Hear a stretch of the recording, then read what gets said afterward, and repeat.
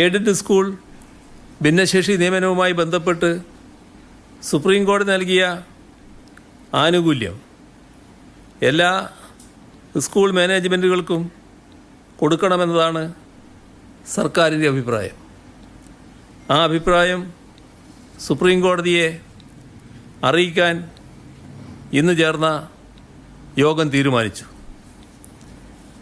മറ്റൊന്ന്, മുനമ്പം വിഷയവുമായി ബന്ധപ്പെട്ട് സർക്കാർ നിയോഗിച്ച justice Ramendran Nair commission report സർക്കാരിന് ലഭിച്ചിട്ടുണ്ട്.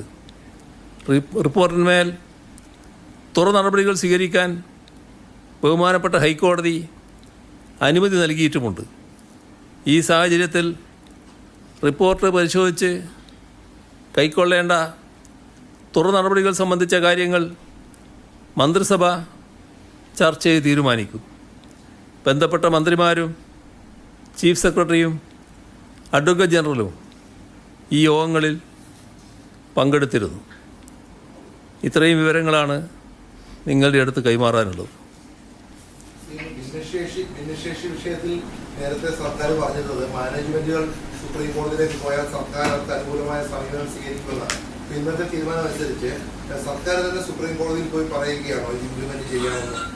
അതെ, അതായത് നേരത്തെ സുപ്രീം കോടതിയുടെ ഒരു വിധിയിൽ ചില കാര്യങ്ങൾ വന്നപ്പോൾ സർക്കാർ എന്തെങ്കിലും നടപടികൾ സ്വീകരിക്കുന്നുണ്ടെങ്കിൽ സുപ്രീം കോടതിയുടെ അറിവോടെയും അനുമതിയോടെയും ആകണമെന്നൊരു ഭാഗമുണ്ട്. അപ്പോൾ സർക്കാരിന് ഏകപക്ഷീയമായി നടപടി ഇപ്പോൾ സ്വീകരിക്കാൻ പറ്റില്ല. അതുകൊണ്ടാണ് ആ വിഷയം ചർച്ച ചെയ്തുകൊണ്ട് സർക്കാരിൻ്റെ അഭിപ്രായം സുപ്രീം കോടതി അറിയിക്കുന്നു. ഒരു പെറ്റീഷനിൽ സുപ്രീം കോടതി ആനുകൂല്യം നൽകിയിട്ടുണ്ട്. അത് എല്ലാവർക്കും നൽകണമെന്നാണ് സർക്കാരിൻ്റെ അഭിപ്രായം. ആ കാര്യം സുപ്രീം കോടതിയെ അറിയിച്ച് സ്വാഭാവികമായും സുപ്രീം കോടതി അംഗീകരിക്കുമെന്നാണ് സർക്കാർ പ്രതീക്ഷിക്കുന്നത്. ആ അനുമതിയോടെ നടപ്പാക്കണമെന്നാണ് സർക്കാർ കരുതുന്നത്.